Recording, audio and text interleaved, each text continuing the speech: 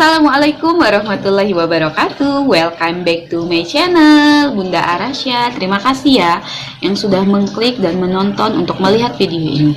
Sebelum kita lanjut ke ceritanya, bagi pengunjung baru jangan lupa untuk di subscribe, like, dan share jika video ini bermanfaat. Nah, sebelum kita lanjut ke review tentang gendongan bayi yang aku punya, aku mau bahas dulu seputar mitos dan fakta menggendong. Yang ini menurutku harus aku share ya di video YouTubeku yang aku baru temui di kutipan Mother and Baby, yang juga aku temui di lapangan di tempat aku kerja dulu.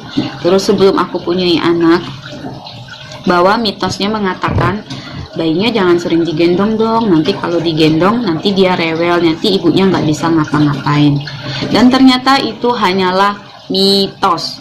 Faktanya, bayi yang baru lahir itu memiliki tingkat stres yang paling tinggi ya, karena dia berusaha untuk beradaptasi dengan di dunia luar. Dia keluar dari zona nyamannya yang di perut ibunya selama ini dari usia 1 sampai dengan 9 bulan. Dia udah nyaman di situ, dan terus tiba-tiba dia harus keluar dari zona kenyamanannya. Sama seperti kita, kalau kita udah nyaman di suatu tempat, terus kita harus keluar dari zona nyaman itu, tentu yang membuat kita merasa betah dan nyaman itu adalah bagaimana lingkungan itu bisa menerima kita dengan baik ya, dan kita diperlakukan dengan baik. Nah, apalagi bayi yang masih kecil, jadi dia itu bakal menangis. Nah, pada saat menangis itu dia butuh dekapan dan gendongan dari seorang ibunya. Hanya saja dia tidak bisa berbicara. Jadi pada saat kita menggendong, nah di situ dia akan merasakan kenyamanan, karena ikatan batin antara ibu dan anak itu sangat kuat. Apalagi kan pada saat aktivitas menggendong itu ada interaksi, jadi dia tuh benar-benar mendapatkan seutuhnya kasih sayang gitu dari seorang ibunya. Ternyata di dunia luar ini aku menemukan sosok malaikat menurut si anaknya itu ya, menemukan sosok malaikat yang menyayangi aku. Jadi ya tentu ini akan membuat dia sangat betah untuk digendong, kan disayang sama ibunya, karena dia masih proses beradaptasi di lingkungan yang baru dia kenal. Nah, selain itu juga menggendong bayi ini itu akan meningkatkan rasa percaya diri untuk si anaknya, dan ini berpengaruh dia mudah bergaul nantinya di dunia luar. Dari fakta dan mitos ini yang aku bahas di sini, itu aku memang setuju banget ya.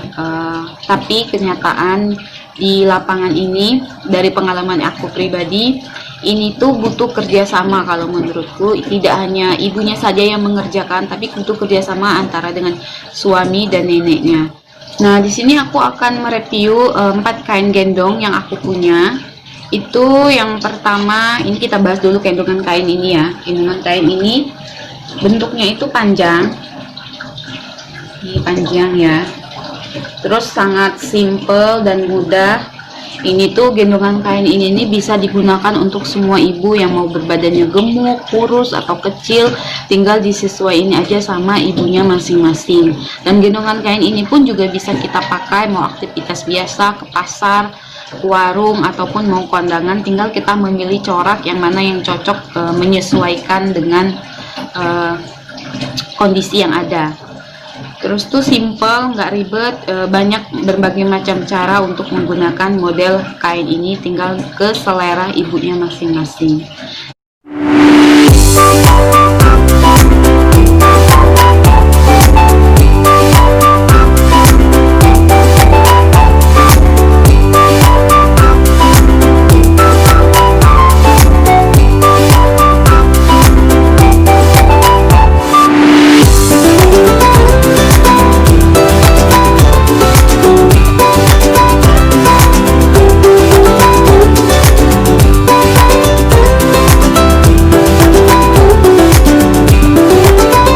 Kedua, itu aku punya gendongan dari Petiti Mini.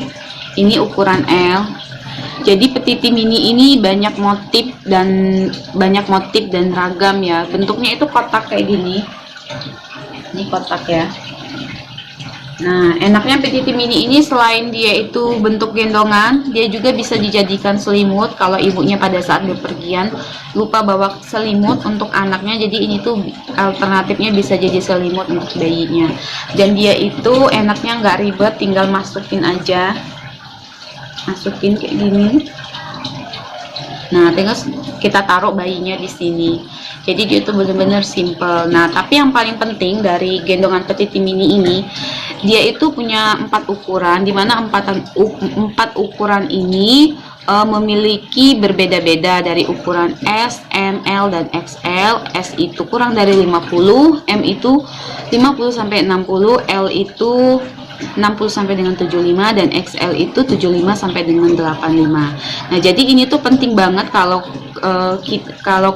kalau ibu semua yang ingin mempunyai gendongan ini, karena kalau kita salah dalam memilih ukuran, otomatis dia itu bakal agak melar dan bakal kesempitan. Jadi otomatis itu membuat bayinya nggak nyaman digendong, ibunya juga pun nggak nyaman.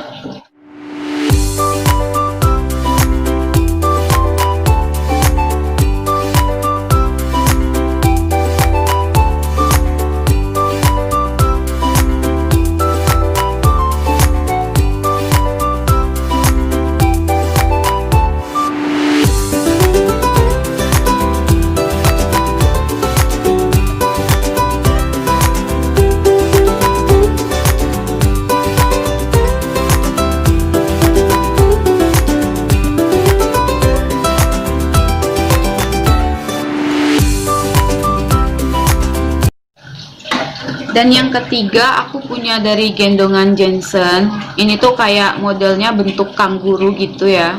Bentuknya kayak kanguru, simple, mudah, terus praktis, nggak susah kalau dari aku pribadi. Tapi ini kurang banget menopang, apalagi kalau berat bayinya yang besar, itu kayaknya tuh turun ke bawah gitu. Bener-bener nggak yang nyinset banget. Jadi kalau kita menggendongnya itu butuh untuk kita menopang tambahan, atau tangan kita pegang dari bawah gitu. Kalau untuk gendongan si Jensen ini bentuknya lucu ya, ada bonekanya. Dan terakhir ini aku punya gendongan Dialog warna merah. Dia itu ada kayak penutupnya itu di atas, jadi kepala bayinya benar tertutup. Ini tuh bisa posisi bayinya menghadap ke kita ataupun menghadap ke depan, sama seperti model Jensen ini tadi ya, yang bentuk kanguru. Nah, di Dialog ini dia punya gendongan diikat pinggang kayak gini. Jadi kita tuh diikatkan ke pinggang, dan dia itu juga bisa dilepas di bagian sininya. Ini kan ada pelepas ya. Ini ada slitting, jadi kita lepas. Jadi kalau biasanya bayi itu kalau usia 2 sampai dengan 2 bulan ke atas lah, itu dia sangat suka untuk digendong di bagian depan seperti ini ya. Dia udah nggak mau lagi digendong kayak bayi. Jadi dengan menggunakan Dialog ini itu ngebantu banget, apalagi kalau bayinya itu besar. Itu kalau kita gendong sini tanpa bantuan, itu sebenarnya kalau saya pribadi itu agak sedikit lelah. Jadi ini ngebantu banget pada saat kita mau ajak dia jalan-jalan. Jadi gunain sih yang ini. Nah, selain itu juga dia bisa menggunain untuk gendongan ke depan dan ke belakang ya, atau ngarahin kita dengan menggunakan ini. Terus dia juga ada penutupnya, jadi dia tuh ada, sukanya dia tuh menopang, ada penutupnya di sini.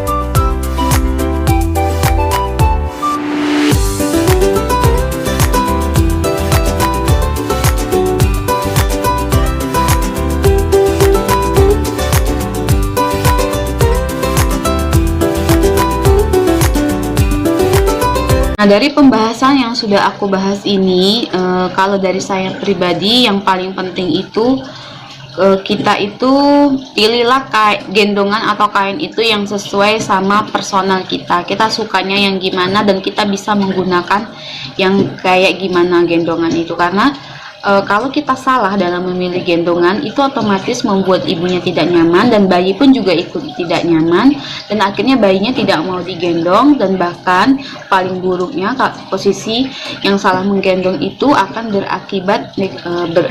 berdampak buruk untuk si bayinya. Sekian, terima kasih dari pembahasan saya kali ini. Semoga video ini bermanfaat. Jangan lupa untuk di subscribe ya, like dan share sebanyak-banyaknya. Dan sampai ketemu di video Bunda Arasya selanjutnya. Assalamualaikum warahmatullahi wabarakatuh. Bye bye.